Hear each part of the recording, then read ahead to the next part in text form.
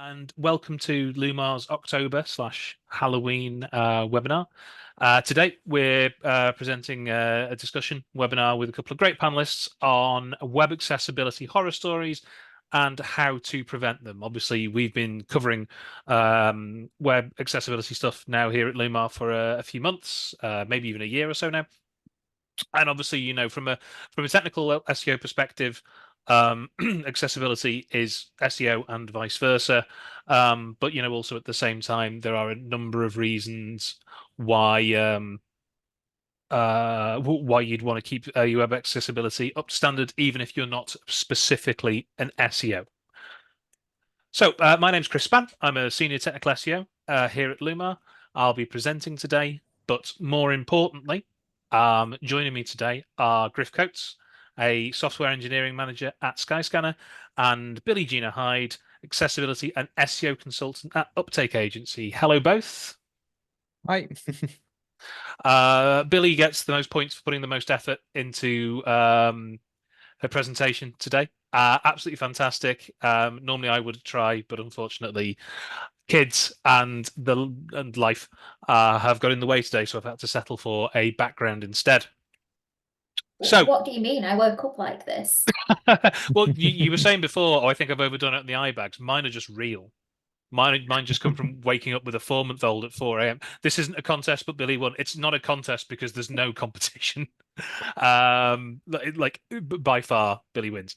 So today's agenda: introductions and housekeeping, kind of covering that off now. Why web accessibility is important. We're going to look at the compliance landscape, get into web accessibility horror stories, how to overcome them, and then dig into questions and answers. On the subject of questions and answers, do feel free to drop them in the Q&A section in Zoom. If we naturally answer a question as we come across it, then we'll cover it off during the call, during the webinar. But there is actually a section at the end where we do questions. So if you ask something and I don't immediately jump into it, don't be too concerned about that. Housekeeping questions, I've just mentioned that. There'll be a feedback form at the end. It takes less than a minute to complete. Do let us know what you think of it, because obviously we can take that information and make these better moving forward. And on demand will be shared in a few days by email should you want to share it amongst your teams. Finally, closed captions. There is a closed captions button in Zoom. If not available, you might need to click on the more icon, especially on a tablet or a phone. From there, you can click view live transcript in order to see that. Obviously, that is live, and that is only as good as Zoom can manage it. I don't think anybody on the call has a particularly strong accent, but we will see how it does, and I do apologise. If you need any clarification or anything, you think we've said anything strange, do feel free to jump in and just ask us to confirm things. And then the recording of the webinar will be distributed in a few days. They get actual full subtitles done for them. So just before we jump into the quick poll, Gryff, Billie, I should have done this back on your slide. If you'd just like to introduce yourselves very, very quickly, and explain sort of why we got you on the call today to speak about accessibility. Gryff? Yeah, so while being a software engineering manager in Skyscanner, I'm also a massive advocate for accessibility and help ingrain accessibility within my company and in the wider kind of like world. I'm also a DEI kind of champion. I previously had a talk with Lumar, and I have a real kind of passion for breathing out accessibility and teaching others and joining into these kind of content things. So super excited to be here, really. So and Billie, yeah, yourself. Yes, so I'm primarily an SEO consultant. SEO is what I live and breathe, but for the last few years, have been talking about the correlation between accessibility and SEO, and how by following accessibility best practices, you are likely to improve your SEO whilst just creating a better internet. I've really intensified on this topic over the last 2 years because I've become chronically ill myself. So I do use some accessibility aids and just try and function more as it's more effort to function, and I'm trying to make the world better for myself, basically. It's now become a self-serving mission. No problem. I'm very briefly going to stop the share and just restart it because I have broken something and I do apologize about that. There we go.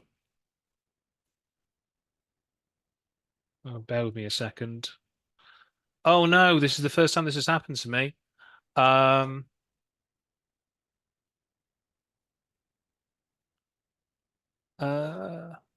can't I share the webinar? Do bear with me 1 second.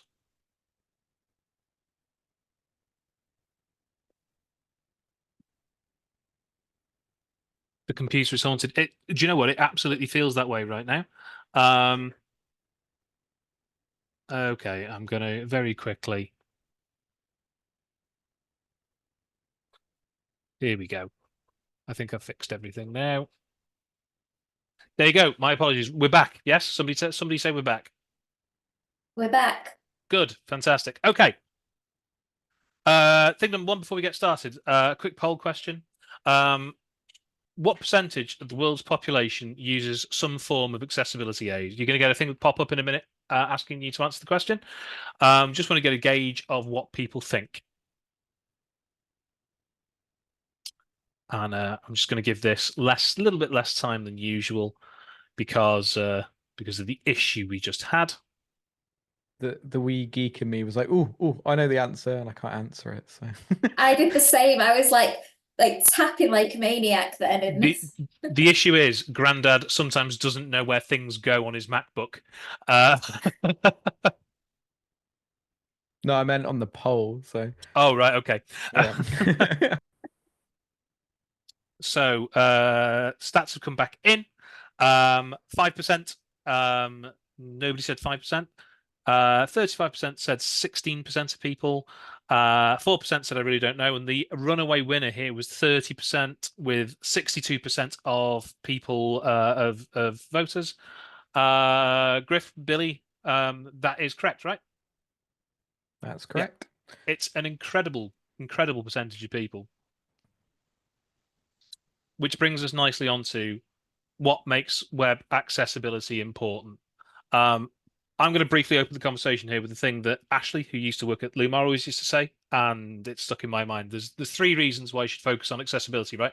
Either you're a nice person and you want to make your website better for people, or you're a jerk, in which case you don't care about your website being good for people, but you want to make money, or you're an asshole and you don't care about the second option, but you care about being sued, right? So somewhere you land in one of those 3 categories, and as such, you care about web accessibility. For me, that's the most succinct thing about it. But I'm going to stop talking now because I realise this isn't my webinar, and I'm going to open the floor. that's just a great point, to be honest. Yeah, Ashley knocks that on the head with that one. But what makes it important, really, this is something Gryff said just the other day, and I'm not going to actually say the stats because I can't remember them. I'm going to put them over to you so you can potentially lie. But it's an absolutely wild amount of people that need some form of accessibility aids or live with something. Can you say the actual stats so I don't sound dumb? Yeah, I think it's around about 40% of people that have some kind of accessible need, even without an aid. Because when we think about accessibility, we generally think about the small, subtle amount of people that are officially classed as disability that will be eligible for benefits or extras from their government. But disability and accessibility is so much more than that. You could say that, that you're not disabled, but as soon as you take your glasses off, I can't see crap. So at the end of the day, that is already disabling me, and this is an accessibility aid. So when we actually think about accessibility, there's so many different forms that we can think about it. I think that's the point where you were trying to get me on, but it's kind of like it's so important that we think about it as a wider problem, and it's so far reaching, especially with our aging populations at the moment. So I think a lot of people tend to assume that web accessibility means screen reader, right? And that's it. And as you say, I mean, even on our prep calls about this, Gryff, you highlighted a couple of things that I just never even considered because I've never had to deal with them or I don't know anyone. And that's the interesting thing, I think. I think if you are able-bodied, etc., you don't think about these things until all of a sudden a parent gets ill, a grandparent gets ill, and you now have to navigate the world of accessibility in some way. I certainly didn't until my nana needed a wheelchair, and like that blew my mind. Suddenly it was like seeing through the curtain. You know what I mean? And I think something that's really good to highlight here as well is that while it is being good and it is making money, there's indirect effects as well. Like for your employees, just making your own company accessible and your own products accessible internally can boost their productivity and allow them to untap their potential. And same with your products. If you're building out a product, you're going to get more money and more like people coming to you, not even for the legislative side. If you have a good product, they're going to come to you and stay loyal to you rather than going to another company. That's 40% of people that you can attract. It's a way of getting people. And then SEO, Google bot is a screen reader. So as I said in the chat, it's going to make you money, money, money. So there's so many different ways of thinking about accessibility, really. So Yeah. And I think it's a depressingly low bar to be better than a lot of websites at the moment as well, isn't there? Right. So, okay, so cool. So moving on, we're going to talk about the compliance landscape. So obviously, I mentioned at the start of this that ultimately one thing that you don't want to happen is you don't want to get sued, and or you don't want to fall foul of various different regulations, directives, things like that. I'm not going to read these out because what you don't need is me reading a lot of very similar acronyms out, because I will get them wrong. So I looked this up, and actually, as far as I can tell, there haven't been many or any lawsuits in the UK as of yet around accessibility, or web accessibility at the very least. But certainly the US, and we are going to get into some of these later. The US, I've seen an awful lot of, and as far as I understand, some of these regulations are still pretty new, right? And are only going to get more onerous. I don't want to say onerous, more prescriptive as time goes on. Yep.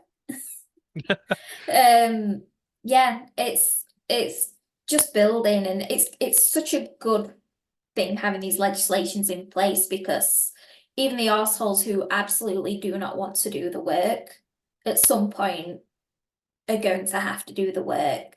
I'm particularly excited about the European Accessibility Act. There's a Lumar webinar about legislation. I recommend listening to that. You might recognize someone when they were alive. But yeah, so the European Accessibility Act, that comes out in June 2025. And basically, any country that is selling or services to a country within the EU needs to be compliant. So that is going to be amazing, because the us in the UK who are no longer in the EU, we still trade with them. So we've got to up our game. America, Canada, it's a global thing, and I'm so excited to like see who does the work in time, and the improvements that then will come, say, in 5-10 years when additional legislation's added and it keeps building. And sorry, go on, Gryff. No, you go. I was gonna say, like the slide we got here is very Western centric, because we are Western centric companies and stuff like that. But they're not the only places. Like my company is wholly owned by a Chinese company, which a lot of people don't know. But China is also introducing a lot of legislation to allow for accessibility, and India is more having a more mature economy and an aging population. Japan has a massively aging population, and all these countries are either going through or thinking about legislation around accessibility. So the problem is only going to get bigger and bigger for companies that don't follow this. And if you want to be like, geocentric and like think about, your geo growth, both in SEO and also, when you're thinking about like, growth potential, it's going to become bigger problem. You can't just rely on other markets that don't think about this. So, and Apple's a really good example of how, they're way ahead of the curve with a lot of their accessibility and done really well for it. And now they don't even have to care. They didn't have to change anything because they're already way ahead of that. So, yeah. And Anyway, sorry.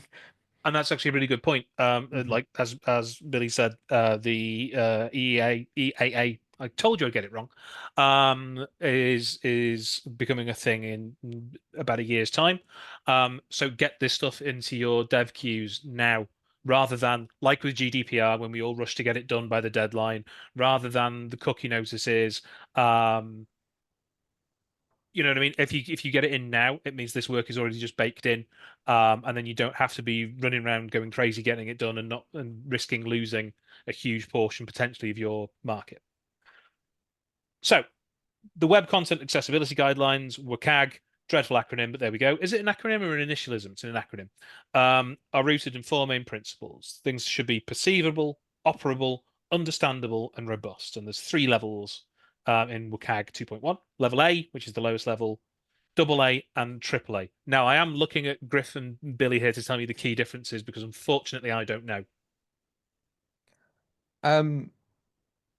Billie, do you want to take this one? Oh, I've talked a lot, I guess. So. Oh, this is a hard one to answer. I was purposely staying silent then. I'm happy to answer it if you want me to. So. Yeah, you go for it. Okay, so the easiest way, without getting into the details, because when you look at WCAG, it's a nightmare to read. It's like reading a policy document from the government. It is boring and it's tedious. But the way that I kind of describe it is like A is the bare minimum you need just to make it accessible, like the bare amount that you need to make someone just have it. It won't exclude anyone, but it will make people significantly life harder compared to like double A. Double A is what you need to be legislative compliant. So to comply with legislation and have enough that most people with a disability or accessibility needs will be able to use your website, you go to double A. AAA is kind of like, it's the cake, it's the icing, it's everything included. If you get to that standard, you're doing really well. But corporately, there isn't a need a lot of the time for people to do that. However, there is another kind of argument of beyond these kind of ratings, and WCAG are moving towards a 3.0, which is not going to come for a number of years, but that will become the standard for legislation once it gets to that point. And that is redefining how we kind of criteria this. But the main thing to take away is like level AA is the level that you want to go towards. That's the one that a lot of legislation set up to, and that's the kind of gold standard within the tech industry and websites that we kind of aspire to. And AAA is like the icing on top, essentially. So One of the things I'd just like to add, which is a little tiny bit off topic, but not really. For the people that are listening, if your company or yourself are not currently doing a lot of accessibility work, or you're trying to pitch to get this work done, one of the things you will definitely be asked is, well, what is a perfectly accessible site? And even if you're at AA, AAA, ideally, your website's not going to be 100% accessible for everyone because it's such a diverse world out there. But the current AAA is very much about trying to make things as accessible for the most amount of people possible.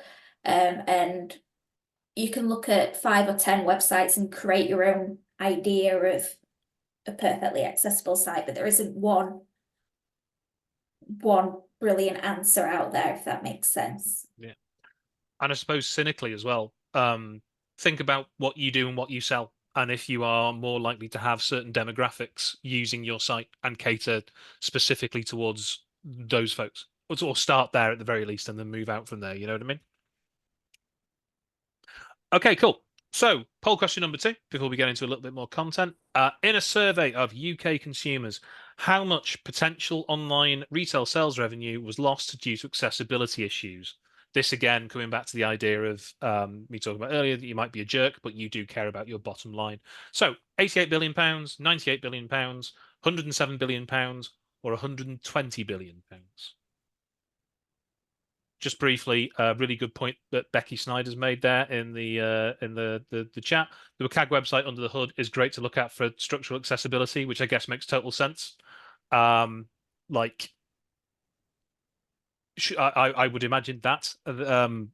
Just look at what they're doing and repeat that, right? They have designed that to be accessible. I always say like the gold standard before you do the poll is like gov.uk. It is like literally the gold standard of what a good accessibility is. It's easy to navigate, it's easy to understand, any age can get it. It's just a really, really easy, good site to kind of base this on. And I always use it as a fallback of like, am I doing this right? I have a look what they're doing. So yeah, as long as you're not in the HMRC bit, which I've spent an hour in this afternoon, almost in tears. Okay, fantastic. So the answer to this, £120 billion. an incredible amount of money, incredible amount of money, that's been left on the table, just by not making, I don't want to say simple changes, but by not making changes that could make a huge difference to your sites. So moving on from here, we're going to move into the web accessibility horror stories, and we're going to start with just the merely scary before moving into the absolutely terrifying. Billie, over to you. So for me, the general ignorance around accessibility has been the scariest thing that's ever happened in my career. Like talking to people and trying to sell accessibility, and the nonchalant, the not caring, the actually people can be kind of rude when you suggest accessibility work. So if we can just go on to the next slide, please. This is something I've genuinely heard said for an e-commerce site. They were in the DIY niche, and you're going to think I'm making this up for Halloween, but they genuinely said to me, it were either me or a person that I was working with while we were on this call, and they said, why would I want blind people to buy chainsaws? That's a lawsuit waiting to happen. And I think every time I say that, I kind of go back into the moment of shock when I heard that on a call, because a blind person could be buying a chainsaw or anything from your website. They're not going on to just buy a chainsaw, but they could be buying it for family or friends to do work. They could be doing anything. There's such a range of spectrums of why people are actually on the internet. I've gone on the internet to buy things for elderly family members, birthday presents, gifts. The weird stuff's normally for me, like I don't know, but like you don't know why a person's on the website, you don't know what they're after, so you should cater to them and you should make that process as simple as possible. Well, I was just going to say, blind is an interesting term, right? Because there's blind doesn't simply mean completely without sight, right? But you know what I mean. There are plenty of people who are legally classified as blind who can see, and you wouldn't know to look at them until you spoke to them, and who would be perfectly safe, etc., operating machinery and things like that. But again, that boils down to, why would I want blind people, or insert disability here? Because ultimately, at the end of the day, they're a portion of the population with money in their pockets, right? You know, if you're going to be totally cynical about it. Exactly, and that's the argument that I had to make over and over and over again, simplifying a massive portion of the world's population into monetary figures. And that is awful. Like, that's an awful thing to do, but that's what sells accessibility. And I'm speaking as like a freelance consultant, like Gryff, I can't, what's that like in-house? So we did accessibility for a different reason. Weirdly, we had a person who was really passionate about it a number of years ago and just really loved accessibility and kind of ingrained it into our process. And then it became more of a financial thing without actually any metrics, which is a bit bizarre because you can't really measure disabled people or the users who have accessibility needs. In fact, it's illegal in a lot of countries to do that without explicit consent. Um, but there's another thing that I always love to say that is a driver for me and a lot of people in my company is by treating someone with disabilities as a financial figure is probably the most human thing you can do because a lot of the time people with disabilities don't get treated like a financial figure. They get excluded from that because they're thought as different people and they can't be measured and stuff like that. But by financially looking at how you can help us and the financial side of that, is the most human thing you can do, really, because then you're thinking of us as a number just like everyone else. So for me, that's the main driver. And I think for our company, it's the moral kind of holistic side that we want to deliver a product for everyone and make sure that travel's available for everyone. And then the money just kind of slides in from that. So yeah, definitely. But a lot of corporate customers, I guess it will be money at the end of the day. So, and legislation, unfortunately. So, I think the Skyscanner, especially because you're in, well, because the market you're in, your demographic is almost everybody, right? Whether it's an 18-year-old booking a holiday to Malaga, through to an elderly couple, booking a cruise or something similar to that. Everybody, almost everybody, at some point in their life will use a travel website. Again, it's not like the product is relaxation, right? yeah. And so ultimately, everybody um, could should be able to use a website in order to buy that. Exactly. It's like, why would you disclude someone? Like, at the end of the day, it's like two-factored. It's like the moral side of thing of like, why wouldn't you want to treat that person human and allow them to use all the products that you have? And on the other side, it's like, well, they also have money, and if you don't treat them right and someone else does, they're obviously going to go to them. Yeah. So why wouldn't you want to coy them in by making sure your website's accessible? And this is why in my company we talk a lot about beyond Wicked. Like, what can we do beyond that? Even white space is an important factor in that. And we can measure that. Do you know what I mean? We can measure the impact in that through different A/B testings and stuff like that, and products like Lumina. So, there's ways that we can quantify that and understand that from changes that we know that are accessible, and then looking at the results from that. And we see positive results from that. So ever since we've been like initialized accessibility, we can't correlate it, but we have been doing very successfully compared to a lot of the travel industry. So at the end of the day, we've seen a very positive impact from the work that we've done. Yeah. And we got a lot of praise for it as well. So, um, No, I really like the point that you made earlier, Gryff, as well about treating disabled people as a financial figure like everybody else is a big thing. And again, a thing that really struck me with this was I remember years ago being again out shopping with my nana, and a shop assistant asking me a question about what she wanted, and I was just like, she's got a bad leg. Like that's why she's you know what I mean? Like she can she I can't even remember what the question was, but it was a simple question. It was just like she's slightly lower down because she's got a bad hip. She's perfectly capable of answering the question.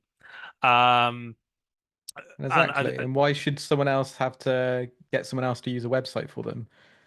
It's the exactly same thing, really, isn't it? So, yeah.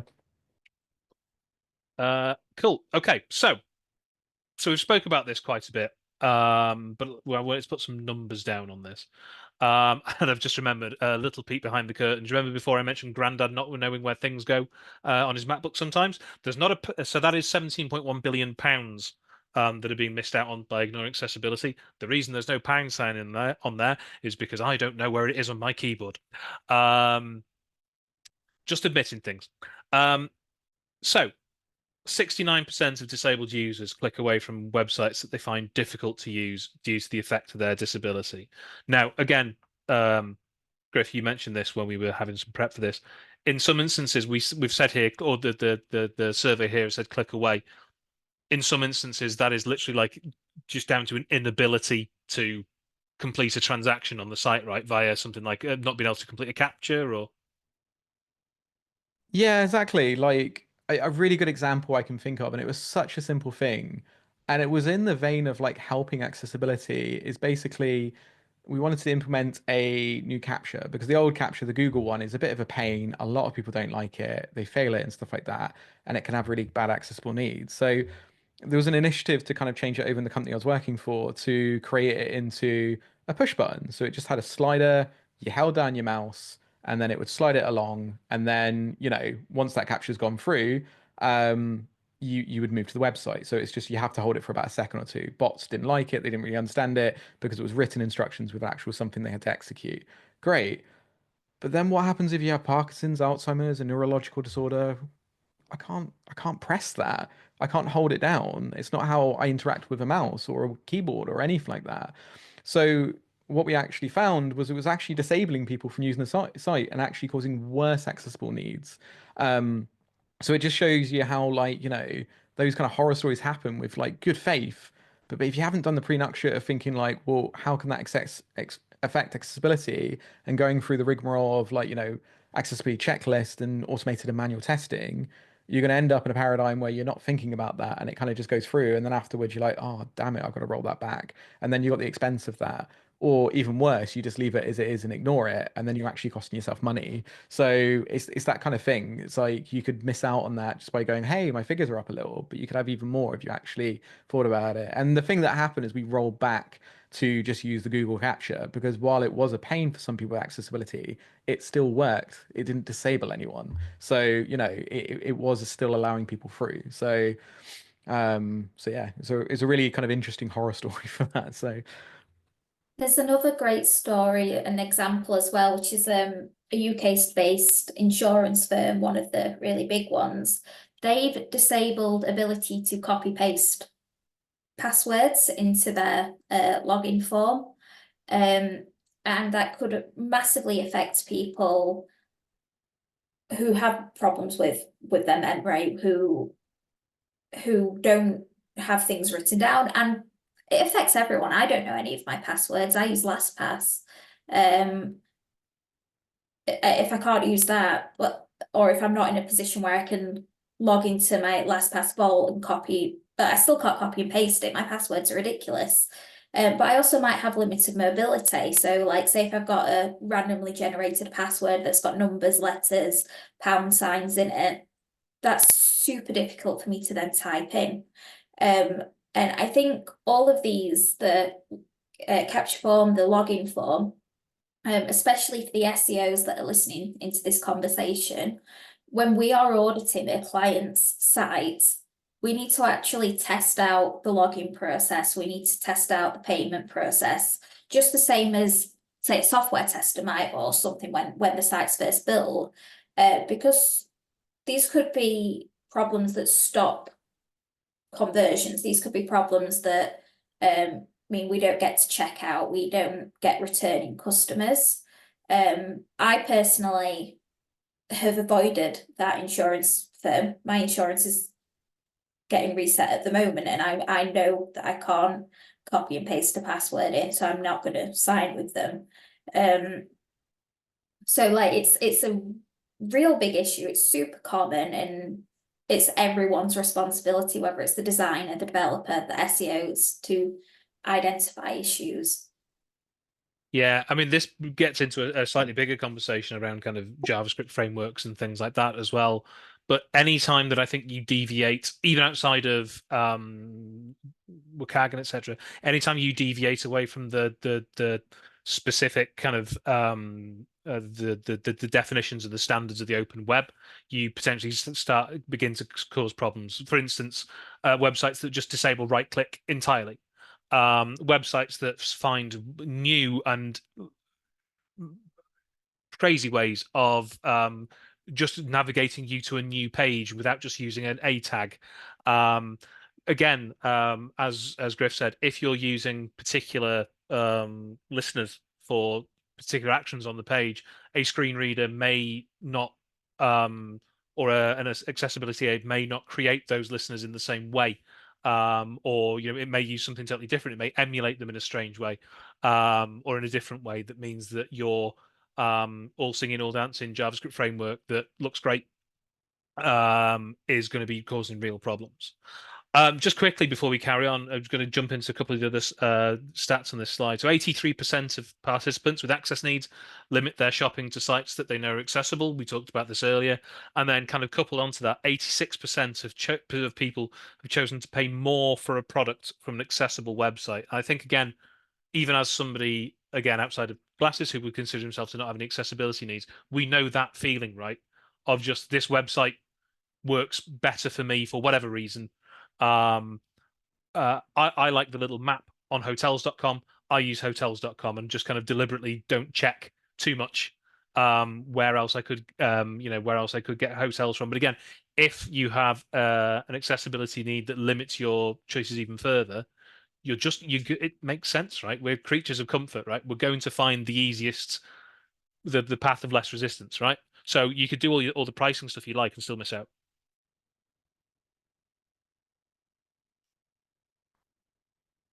So the horrors persist, but so do we. We're moving now into some of the slightly scarier stuff. I mean, obviously, 17.1 billion pounds a year of lost revenue, scary enough. But now we move into sheer terror. and essentially we're now moving into legal issues that people can get into or companies can get into as a result. Gryff, I think some of these are your examples, so I'm going to look at you. Oh, Gryff, you have muted yourself somehow. How did I manage that? So I think the one I kind of put was the Domino's example. And yeah, so basically it was about a guy who went into Domino's and couldn't order what he wanted, and they like he basically wanted to order online and they kept going tell him to go to the store, sorry. So and essentially he couldn't use the website, it was inaccessible, and they said, oh, we've got stores, you can go there. He sued them and got a pile of money for it basically. And it was such a simple accessibility need, and what Domino's were counting on is like, well, we have physical stores everywhere, so you can just use those. But the guy was like specifically wanting to use the website, and the website wasn't accessible for him as a blind user at all, basically. So and he sued and won, and that was under the Americans with Disability Act, which this happened a wee while ago. And I think it's a really good case of like why you shouldn't ignore accessibility for physical infrastructure and stuff like that, because and you're like, oh, because we're a dual company but have physical infrastructure like a bank or insurance company or etc., we don't have to care about that, when you always should, because especially in somewhere like America where it's very easy to sue people for accessibility issues, it's one of the only countries that have had that for a while. You know, you really should be looking into that basically. So Cool. Yeah. The other examples here, Juan Carlos Gil is I think a Paralympian, certainly a disabled athlete in the US. Now he is kind of quite famous for really vociferously making a I don't want to say a big deal because that sounds like I'm doing it down, but I think he's himself has filed something like 175 different lawsuits across the US against government agencies, businesses, everybody. And there's a really good statement that I was just looking for here.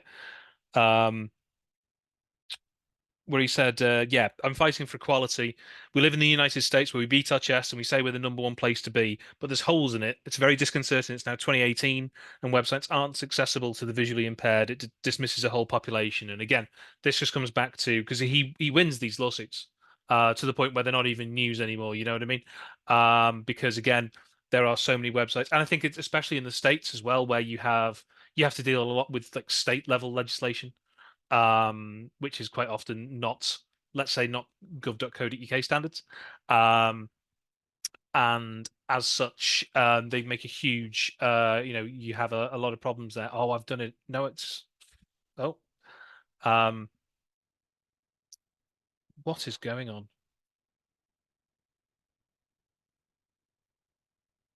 Do apologize. Moving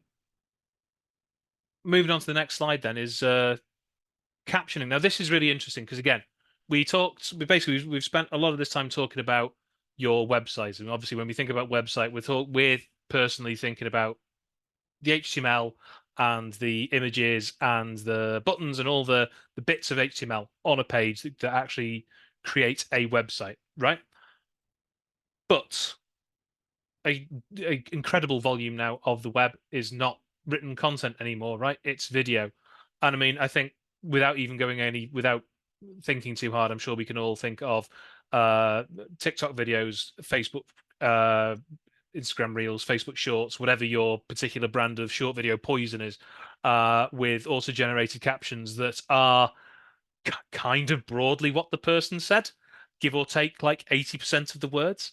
And it's a huge thing, right? But just before I pass over to you guys, I saw a talk at Brighton a couple of Brighton SEOs ago called "Cut the Craptions" by oh, I can't remember the gent's name now, Ahmed something. And it was an incredible presentation that he did on the need to not just have captions, don't turn on auto captions and think you've done it. Again, with the proviso, we do it on these live calls because we can't transcribe them live. But they are quite frequently abysmal. Eric Harland being called Eric Highland over and over and over and over again on Match of the Day. My favorite example was just sometimes they're not even necessarily just incorrect. There was one one caption in particular he referenced where he was in one of the Avengers films. There is a shot. Ahmed Khalifa's cut the captions. That's it. Thanks very much, Morgan, in the chat there. There was a shot of one of the Avengers films, and you know the big Avengers tower with the big Avengers A on the top of it. Well, as the camera panned up to that giant A on the top, a subtitle at the bottom of the screen just popped up and said A. Why do we need that? What does that do? What does that achieve? Right. But outside of, obviously, if you work in the creative industry, fantastic. But also all your product videos, any video content you produce, if they're not accessible, people can't use them, right? I mean, Gryff, I think you've got an example here. I think the Netflix one is your example potentially. No. No, but I think it brings on to something that I kind of want to highlight, and I think it's asked in one of the questions someone's asked as well about Google and other search engines of being able to read images. And it's an interesting point that sometimes we feel like technology's got the answer, and sometimes you need to be human about it. Do you know what I mean? Because we've got this massive influx of AI, and it is helping a lot. But as we all probably know, AI is not 100% accurate, and it has a lot of hallucinations and problems. So if we're relying on closed captions in terms of like, hey, a computer's going to do it for us, a lot of the times you're going to fail. So sometimes you do need that human approach to kind of check it over if you can and make sure things are good. And just the same with the images, you need a human to interpret that with alt text, because if a computer gets it wrong, that could be as much as, oh, that was, a cauldron instead of a pumpkin.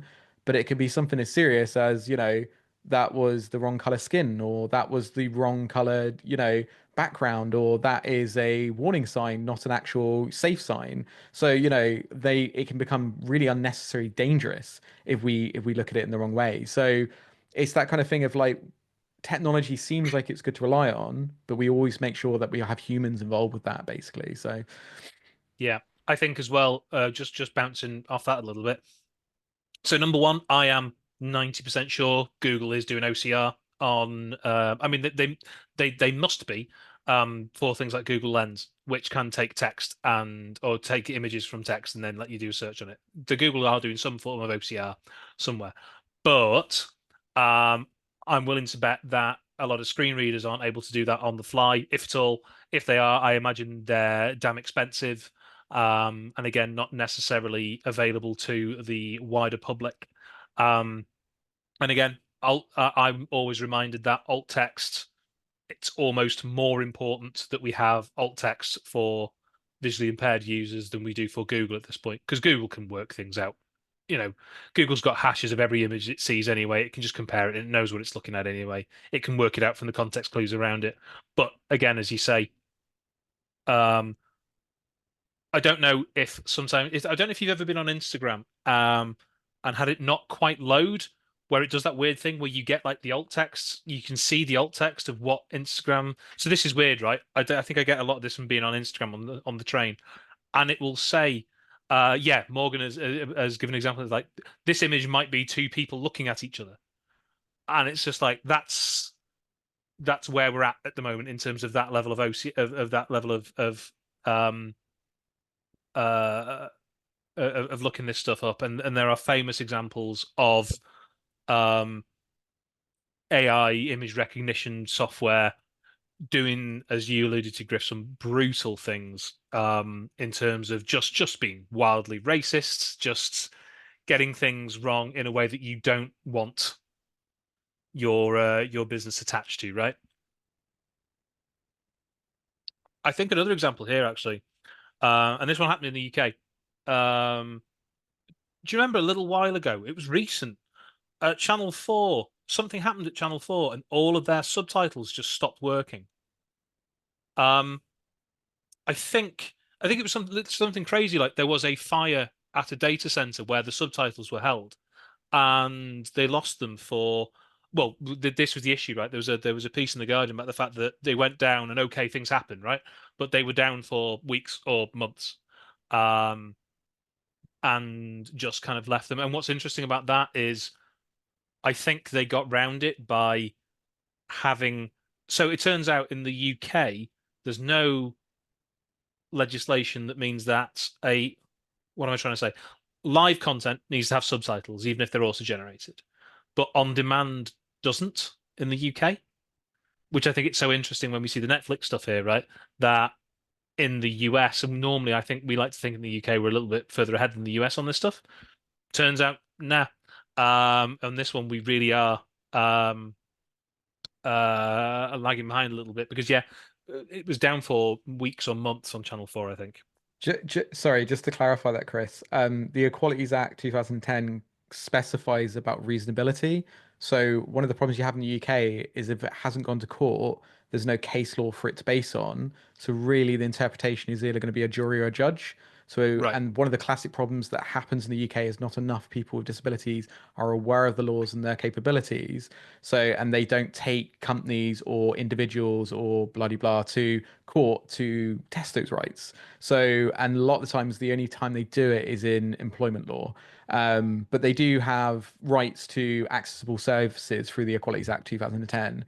The biggest problem with the Equalities Act 2010 is it's a generalized law for other equalities, like, you know, race and things like that. So there's not generalized rules. So a lot of it's just based on case law. And that means that unless there's been a case about it, no one knows. So That makes total sense. I guess, yeah, it's one of those things. Yeah, because I think in that piece I saw that something like 8% of disabled people will actually make a complaint about it or, you know, try to take it somewhere. Because I guess, yeah, ultimately with Channel 4, if Stephen at home can't watch Bake Off this week, they'll just go, okay, maybe it'll be fixed next week. They're not going to take it to an ombud. I don't even know an ombudsman would fix that sort of thing. But you know what I mean? It's not what you. It's not your initial thing. And then again, the same thing on top of that is you go, well, why should it be up to me, right? Why should it be up to me at home on my own? Surely there should be groups of people thinking about this stuff at a strategic level, right? yeah, this is why the new European one and the Americans with Disability Act somewhat is so much better because it allows A, collective action, and B, it removes so many of the barriers just to take a company or someone to court. It's a really simple process. They just file a complaint, go to court, get money, and you know if they're found at fault. So it simplifies the process massively so that people can do that, and it's why companies should really listen because it gives the right to individuals or collectives rights for people to take things to court. And that means that there's a real kind of risk for companies there in terms of like legislation. So I'm not a lawyer, so don't quote me on that, but it's like that's the main thing about it. So Again, somebody in the chat here said Ofcom said it did breach broadcast license conditions, though, the Channel 4 thing, which I mean, again, more than anything, just kind of suggests how toothless what we have currently is, right? So 3, how to overcome the issues. So this actually takes us right the way back to the start, in terms of the different levels of accessibility, or the different accessibility standards out there, all the way from ARIA, color, forms, etc., all the way up to semantics, sensory and visual stuff, things like that. These are kind of the key accessibility categories that you want to be looking into. To begin with, a very easy way to do that is via the accessibility stuff within Lumar. I think Billie, I think I saw you mentioned in the chat earlier around what's in the tools there. If you are a Lumar user for our SEO products, imagine the exact same thing but at an accessibility level. So effectively, we will crawl the website, grab a load of or find all the issues that we can find on your site in terms of accessibility, because obviously we render those pages and then we report them out. I'm going to quickly jump into questions because we've got a couple of questions here before we move forward. Poll question number 3 coming up in your thing now. Would you like a demo of the web accessibility audits in the Lumar platform? You'll get a pop-up on your screen in just a second. And then we are going to dive into a couple of questions. On that note, if you have any questions, if you had anything burning, feel free to pop them into the chat right now. But while you answer the poll and type those questions in, I'm going to quickly jump into questions. So, first one's first from Kat. Billie, I'm going to point this one at you. How do you measure where a website is at accessibility wise? I guess how do you, because obviously your agency side, when you land day one with a client, how do you go about assessing accessibility? So what I will do, first off, is what I've said a few times throughout this, is I'm going to manually audit the site. I'm going to go on, I'm going to make an account, I'm going to see if they can give me access to either a non-live environment so I can make payments, or I'm going to make an order of something and cancel it. It depends on what level of access I can get. I'm going to do everything I can on that site, and then I'm going to do it again with a screen reader, and then I'm going to try and do it using my tab keys, and in a bunch of different environments, because I will be using tools alongside this, but for me, and the way I learn things and the way I get passionate about projects is trying to understand the actual effects on a user. While I can say, we found this issue from using, say, Lumar, that's brilliant, that's identified the issue for me. But for me, I'm going to be able to give a much better example once I've identified the issue using a tool by saying, this is exactly what's happening.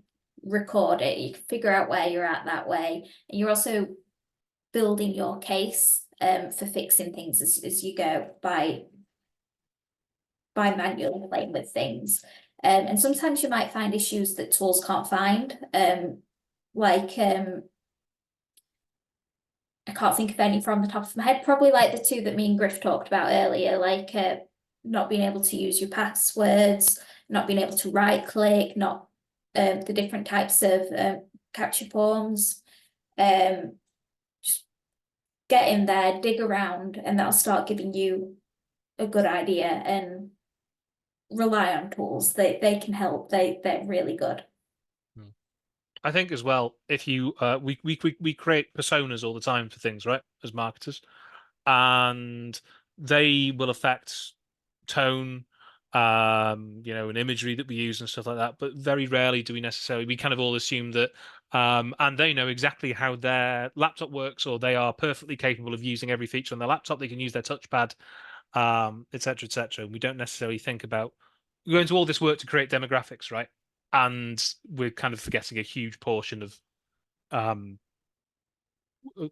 what may make that demographic. Cool, thank you. Next question, and open this up to either of you. What about WCAG 2.2 standards? Many government sites still mention 2.1. We mentioned 2.1, but 2.2 is now out. Do you recommend 2.1 over it? I mean, I'd recommend 3.1, but the thing about the standards around this, just like any standards when it comes to the tech industry, it's a wide amount of people doing it, and there's a very, very slow adoption rate, right? And the main thing about it is most governments are based around 2.1 and most companies are still based around 2.1. If you can go straight to 2.2, do 2.2. And that's the way I say it, because 2.2 is an improvement on 2.1. It has extra principles and stuff like that about navigation and, more modern technologies. But if you're already going towards 2.1, probably stick to 2.1. Once you got 2.1 good, then adopt 2.2 is the way I'd kind of say it. Because otherwise you're going to end up getting confused between the two, if that makes sense, and everything that you built around it. But if you're starting from the beginning, go 2.2 straight away.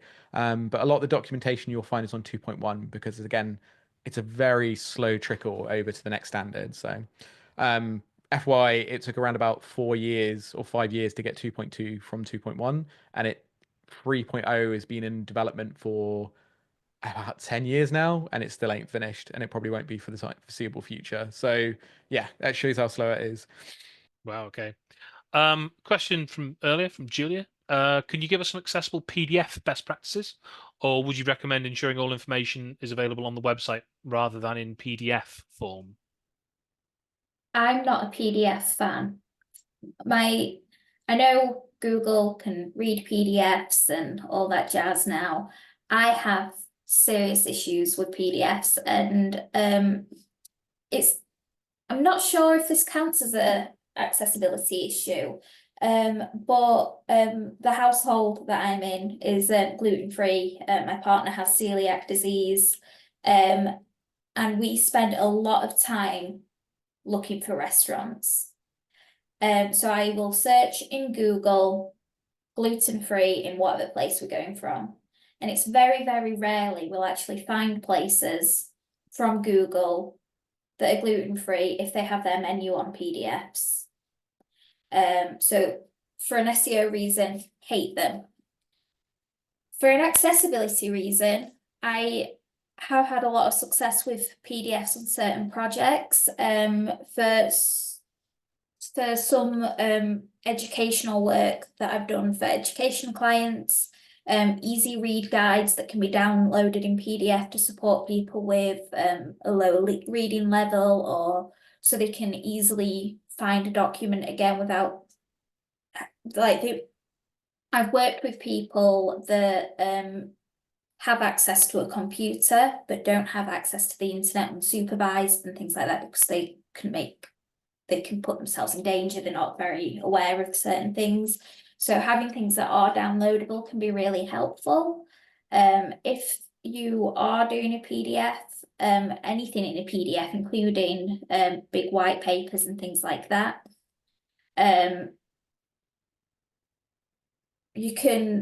it's really important that you space things out, that you don't use a tiny font, because people will print out documents. The older generation are going to print things out. So if you're using a tiny font within your PDF, that's going to be hard to read, because if you're off the computer, you can't zoom in. There's a lot of pros and cons whether you want it to be incredibly branded, things like that. I personally would just say put everything on the internet. But I don't know other people's thoughts. I don't know if Gryff or Chris, you've got something there. I'd never even considered the menu thing. That's I guess to a certain extent, just from kind of being interested in what's on what's on menus, and mainly being a craft ale idiot. But again, yeah, you may well have a medical or an accessibility reason that you need to look for X or Y word within a menu. Or again, not even thinking of a need. If you explicitly have that information available to a screen reader, that's going to make people go there, right? It costs you nothing and makes you money, ultimately, right? Cool. Okay, so I'm seeing a few people having to jump. We're getting on for a few seconds to the hour. I also need to jump because there'll be a 4-year-old in my house demanding some spaghetti bolognese in a minute. If you're ready to dive deeper, we've got you can identify accessibility issues, get an accessibility health score. We were talking about how do you measure where a site's at. Start with the health score on our website. You can learn. We had a previous webinar. Sorry, no, this is our next webinar with Red Hat, which is around improving accessibility. No, I've got that wrong. The previous webinar, which is around improving accessibility with WCAG. And then our next webinar in our accessibility series is how to build a successful web accessibility program. That's November 13th, so about 3 weeks away, over on the website. Thank you very much, Gryff, Billie. Thank you very much for joining me. Thank you for dealing with me. I'm almost 40, and laptops are starting to confuse me, and that's awful to admit, but here we are. Thanks very much for joining us, everybody. Thank you, Billie. Thank you, Gryff. Thanks very much for having us. Bye, folks. Thanks.